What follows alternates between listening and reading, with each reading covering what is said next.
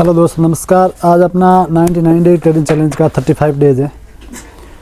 आज ट्रेडिंग का एक ऐसा कॉन्सेप्ट का टेस्ट मिला जिसका नाम है स्मॉल क्वांटिटी का पावर। शायद ट्रेडिंग में स्मॉल क्वांटिटी कोई स्ट्रेटजी नहीं है, ये एक माइंडसेट है।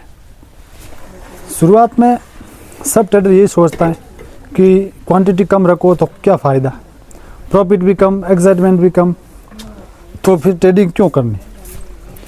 लेकिन ट्रेडिंग में शौर नहीं, कंट्रोल चलता है और कंट्रोल स्मॉल क्वांटिटी से आता है।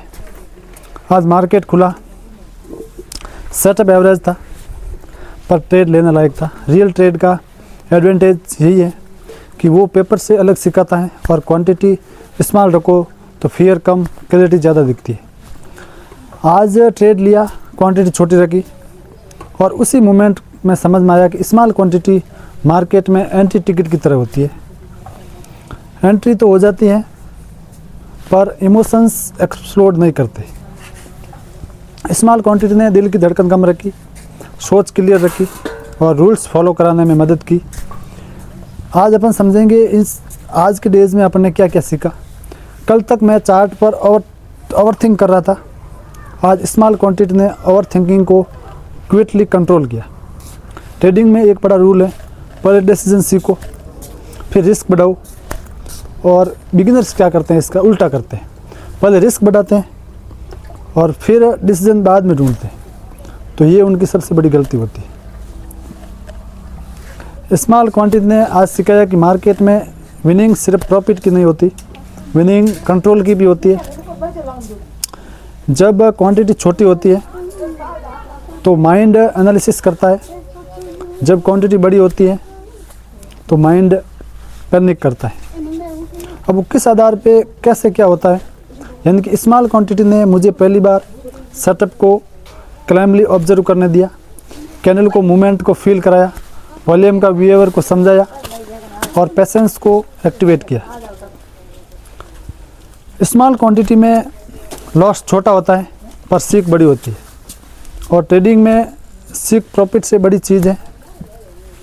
अगर आप भी पहले सीख के फिर ट्रेडिंग के अंदर आ रहे हो तो ये सबसे बड़ा आपका प्लस पॉइंट है। आज एक और बड़ी बात समझ में आई, प्रॉफिट स्मॉल से नहीं कंपाउंडिंग से बनता है और कंपाउंडिंग का पहला फ्रेंड स्मॉल क्वांटिटी है। यानी कि आप छोटे छोटे क्वांटिटी के साथ, छोटे लॉट के साथ में, कम कैपिटल के साथ में ट्रेड करोगे तो आपके अंदर स्ट्रॉन्गनेस बढ़ेगी। मार्केट कोई रेस नहीं है, मार्केट एक स्कूल है और स्कूल में पहली क्लास छोटी होती है, इसलिए आप छोटी क्लास से शुरू करके धीरे धीरे आप ग्रो कर सकते हो। डे 35 ने मुझे दिखाया कि स्मॉल क्वांटिटी कॉन्फिडेंस बिल्ड करती है, कॉन्फिडेंस से एग्जीक्यूशन इंप्रूव होता है, एग्जीक्यूशन से कंसिस्टेंसी बनती है और कंसिस्टेंसी से प्रॉफिट आता है। ये प्रोसेस उल्टा नहीं चलता, प्रॉफिट कभी कॉन्फिडेंस नहीं बनाता, इसलिए कॉन्फिडेंस प्रॉफिट बनाता है। अगर आपको खुद पे कॉन्फिडेंट है तो आप प्रॉफिट की जो जर्नी है उसका हिस्सा बन सकते हैं। आज ट्रेड में प्रॉफिट हुआ, स्मॉल था लेकिन आर्ट क्लाइम रहा, रूल फॉलो हुए, स्टॉप लॉस रिस्पेक्ट हुआ और एग्जिट प्रॉपर हुआ। इससे बड़ा रिवॉर्ड बिगिनर्स के लिए क्या होता है। ट्रेडिंग में पहले मैच्योर थॉट यही होता है कि मैं जिंदा रहूं, सर्वाइवल से ग्रोथ आती है। अगर आप ट्रेडिंग के अंदर सर्वाइव कर सकते हो सही ढंग से तो ये आप ट्रेडिंग के अंदर सही तरीके से सीख सकते हो। स्मॉल क्वांटिटी सर्वाइवल का हथियार है, लार्ज क्वांटिटी ईगो का हथियार है। आज फिर एक बात रियलाइजेशन हुई कि मार्केट अपॉर्चुनिटी से नहीं सिखाती, मार्केट रिस्क से सिखाती है। स्मॉल क्वांटिटी रिस्क को एडिबल बनाती है। आज का अपना लेसन यही है कि स्मॉल क्वांटिटी ट्रेडिंग की ट्रेनिंग व्हील्स जैसी है, उनके बिना साइकिल चलाना मुश्किल है। उसी तरह आप स्मॉल क्वांटिटी के बिना आगे नहीं बढ़ सकते। कल तक मैं सोचता था कि स्मॉल क्वांटिटी वीक हो सकती है, आज समझ में आया कि स्मॉल क्वांटिटी वीक नहीं है, वाइज है। डे 35 ने यह भी क्लियर किया कि ट्रेडिंग में प्रोग्रेस क्वांटिटी से नहीं होता, क्वांटिटी से मैच्योर होता है और क्वालिटी कंसिस्टेंसी डिसीजन का नाम है। आप पहले मार्केट के अंदर सर्वाइव करना सीखो और आज के मार्केट ने मुझे ये भी सिखाया कि दिमाग को ब्रेन को क्लेम रखना ट्रेडिंग का आधा गेम है, बाकी आधा गेम एग्जीक्यूशन का है। अगर आपका दिमाग सही ढंग से वर्क कर रहा है, आपके दिमाग की साइकोलॉजी सही है, तो आप आगे बढ़ सकते हैं। स्मॉल क्वांटिटी ने आज ब्रेन को शांत रखा, इसलिए आज का ट्रेड मीनिंगफुल था। डे 35 में यहाँ ख़त्म होता है। स्मॉल क्वांटिटी के पावर आज समझ में आया।